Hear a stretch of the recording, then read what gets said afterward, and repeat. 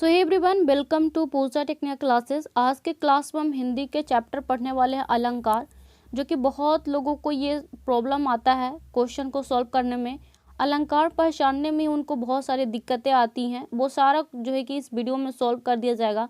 आप लोग वीडियो को लास्ट तक जरूर देखिएगा, एक एक अलंकार मैं इस वीडियो में समझा दूंगी, जिससे कि अलंकार से जितने भी क्वेश्चन एग्जाम में पूछे जाएंगे आपको सारे क्वेश्चन जो है कि सॉल्व हो जाएंगे। 5 नंबर के अगर अलंकार पूछी जाएगी तो आपको 5 नंबर आपको मिल जाएंगे।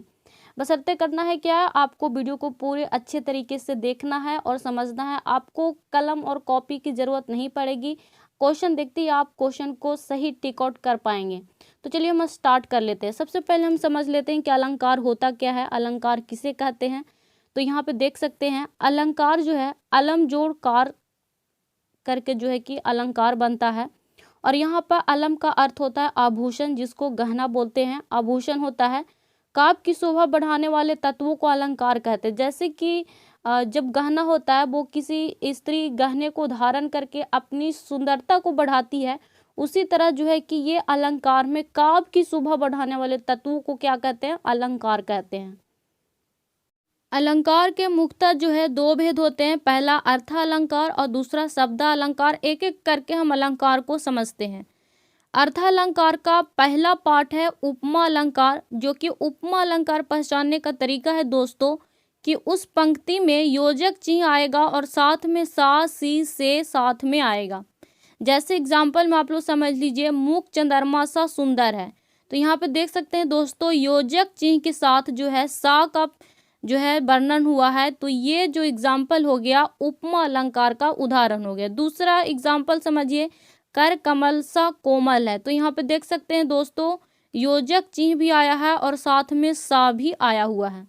तो साथ में क्या क्या आएगा ये ध्यान रखिएगा, सा सी से साथ में आएगा और योजक चिन्ह भी साथ में आएगा। ये उपमा अलंकार पहचानने का तरीका हो गया। दूसरा अर्थ अलंकार का पाठ है रूपक अलंकार, जो कि रूपक अलंकार पहचानने का तरीका है दोस्तों कि पंक्ति में केवल योजक चिन्ह आएगा और सा सी से नहीं आएगा।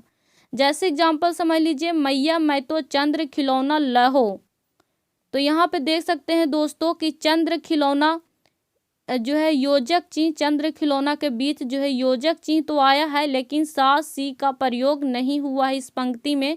तो ये रूपक अलंकार का एग्जाम्पल हो गया। मैया मैं तो चंद्र खिलौना लहो चरण कमल बंदो हरियाई, तो यहाँ पे देख सकते हैं दोस्तों योजक चिन्ह का प्रयोग हो रहा है, लेकिन सा से सी नहीं आया है।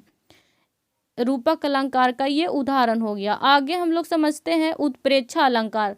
उत्प्रेक्षा अलंकार पहचानने का तरीका है दोस्तों कि पंक्ति में मनु जनु मनहु मानो जानो ये सारे आएंगे, उससे हम लोग उत्प्रेक्षा अलंकार समझेंगे। जैसे एग्जाम्पल में समझ लीजिए, ले चला साथ में तुझे कनक ज्यो भिक्षु लेकर स्वर्ण नेत्र मानो कमल, तो यहाँ पे देख सकते हैं दोस्तों मानो आया हुआ है, तो ये उत्प्रेक्षा अलंकार का ये उदाहरण हो गया। उसके बाद नेक्स्ट है अतिशयोक्ति अलंकार। अतिशयोक्ति अलंकार पहचानने का तरीका है दोस्तों कि जब किसी बात का वर्णन जो है बहुत बढ़ा चढ़ा के किया जाए तब वहाँ पे अतिशयोक्ति अलंकार होता है। जैसे एग्जाम्पल में ले लीजिए, आगे नदियाँ पड़ी अपार घोड़ा कैसे उतरे पार, राणा ने सोचा इस पार तब तक चेतक था उस पार। तो एक ही बात को यहाँ पे देख सकते हैं दोस्तों बहुत घुमा फिराकर बहुत बढ़ा चढ़ाकर बोला गया है। आपको इस पंक्ति को पढ़ने के बाद समझ में आ गया होगा कि बात को बढ़ा चढ़ा के बोला गया है। तो ये अतिशयोक्ति अलंकार का उदाहरण है। आगे है मानवीकरण अलंकार। मानवीकरण अलंकार पहचानने का तरीका है दोस्तों कि जब प्राकृतिक चीज़ों में मानवीय भावनाओं को होने का वर्णन हो तब वहाँ पे मानवीकरण अलंकार होता है। जैसे यहाँ पे एग्जाम्पल में समझ लीजिए, फूल हंसे कलियाँ मुस्कुराए, तो यहाँ पे ये प्राकृतिक चीज़ है और ये हंसने की बात कह रही है, यानी कि मानव भावनाओं की बात की वर्णन है इस पंक्ति में, तो ये मानवीकरण अलंकार का एग्जाम्पल हो गया।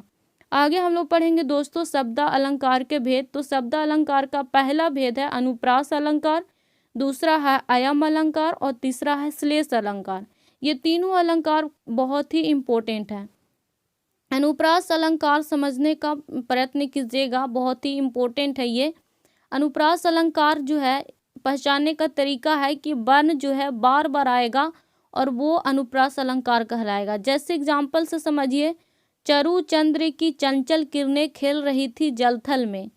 तो यहाँ पे देख सकते हैं चा का उदाहरण जो है इस पंक्ति में बार बार हो रहा है, तो ये हो गया अनुप्रास अलंकार का एग्जाम्पल। दूसरा एग्जाम्पल समझिए, मधुर मधुर मुस्कान मनोहर मनुज वेश का उजियाला। तो ये माँ बन का उच्चारण जो है इस पंक्ति में बार बार हो रहा है, तो ये अनुप्रास अलंकार का एग्जाम्पल हो गया।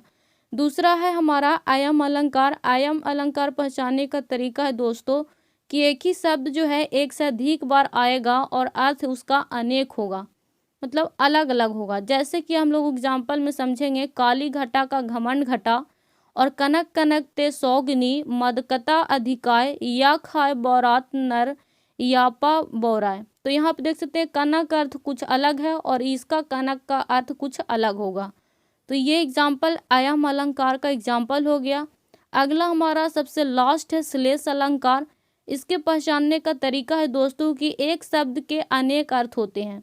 जैसे एग्जाम्पल में हम लोग समझेंगे, रहीमन पानी राखिए बिन पानी सब सून, पानी गए न उबरे मोती मानुष चून।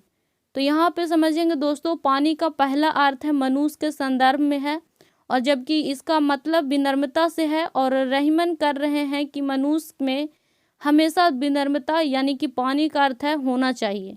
पानी का दूसरा अर्थ है दोस्तों आभा, तेज या चमक से होती है, जिसके कारण बिना मोती का कोई मोल नहीं है, कोई मूल नहीं है। तो ये श्लेष अलंकार यहाँ पे समाप्त होता है। अलंकार की एक एक जो है कि पंक्ति हमने यहाँ पे एग्जाम्पल करवा दिया। आपको एक भी क्वेश्चन अलंकार से नहीं छूटेगा। आई होप आपको ये वीडियो बहुत ही अच्छी लगी होगी। तो वीडियो को शेयर करिएगा, चैनल को सब्सक्राइब कर